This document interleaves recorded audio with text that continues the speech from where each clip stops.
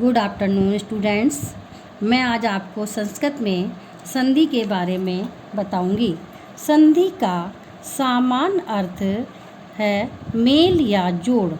दो वर्णों के निकट आने में जो मेल या विकार उत्पन्न होता है उसे संधि कहते हैं।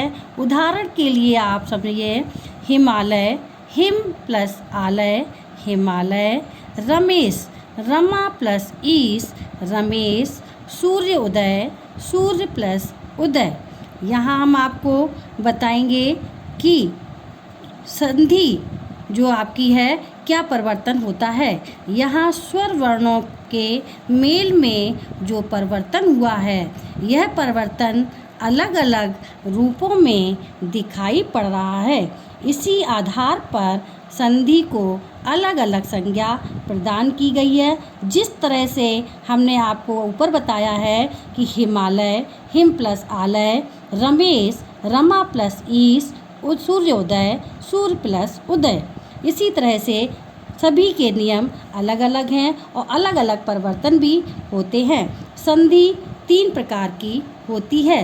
सबसे पहले आती है आपकी स्वर संधि, फिर व्यंजन संधि, विसर्ग संधि। स्वर संधि के परस्पर मेल में को ही हम असंधि भी कहते हैं। स्वर संधि को असंधि भी कहते हैं और स्वर संधि भी कहते हैं। दोनों का एक ही नाम होता है। सबसे पहले हम आज आपको स्वर संधि के बारे में बताएंगे। स्वर संधि आपकी 5 प्रकार की होती है। सबसे पहले उसमें दीर्घ संधि आती है, गुण संधि, वृद्ध संधि, यट संधि, अयादि संधि। आज दीर्घ संधि क्या है? दीर्घ संधि यदि हास या दीर्घ स्वर में आ, ई, ऊस्र, र के बाद स्वर्ण आए तो दोनों का दीर्घ हो जाता। जो भी वर्ण का उच्चारण तेज स्वर में आता है उसको ही हम दीर्घ संधि कहते हैं। जिस तरह से हम आपको यहाँ पर सूची दिखाएंगे, जो हमने आपको एक तालिका बना के दिखाई है वो मैं आपको आज समझाऊंगी। आप उसको ध्यान से सुने।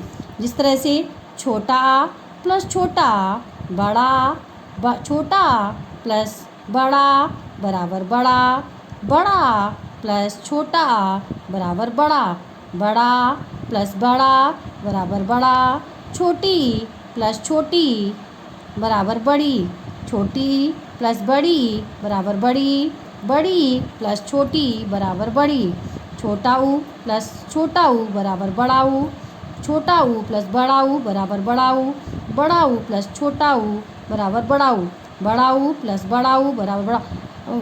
इसी तरह से आप नियम के आधार पर ही संधि का प्रयोग करते हैं। इसी तरह हम आपको दीर्घ संधि में जो नियम दिए गए हैं उसी के आधार पर हम आपको आज संधि कराएंगे। जिस तरह से हमने आपको पहले बताया हिमालय। हिमालय में हिम प्लस आलय, यहाँ पर 2 परिवर्तन दे दिए गए हैं। हिम प्लस आलय। हिमालय, हिम मीन्स होता है बर्फ़, आलय मीन्स घर। जिस तरह से बर्फ़ का एक घर, बर्फ़ का जो घर है उसको ही हम कहते हैं हिमालय।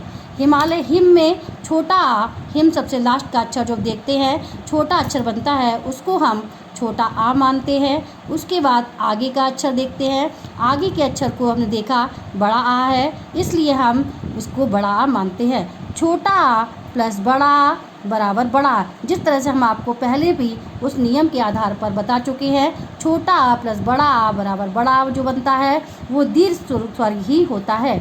इसी तरह से विद्यालय, विद्या धन आलय, विद्या का घर, जहाँ हम लोग क्या करते हैं, हम लोग विद्या को ग्रहण करने जाते हैं। विद्या एक आलय है, एक मंदिर है, एक घर है।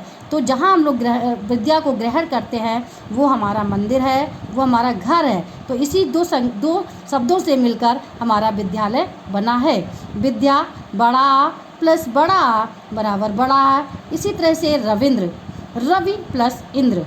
रवि मीन्स होता है सूर्य और इंद्र देव भगवान होते हैं। रवि में छोटी की मात्रा दी गई है, छोटी ई प्लस छोटी ई बराबर बड़ी।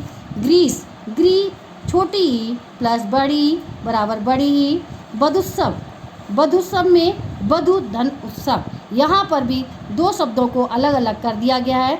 जहाँ बधु जब कोई उत्सव मनाया जाता है, जब कोई वधु बधू का मतलब होता है कोई बहू, नई नवेली बहू होती है, जब वो हमारे घर में आती है और उत्सव मनाते हैं, तो उसी के आने से जो उत्सव मनता है तो वो बन जाता है बधुत्सव। तो कहते हैं बधू में बड़ा ऊ का है, तो इसलिए बड़ा ऊ प्लस छोटा ऊ बराबर बड़ा ऊ, ये आपकी होती है दीर्घ संधि। आज मैं आपको इतना ही समझाऊंगी, कल आपको मैं गुण संधि के बारे में बताऊंगी।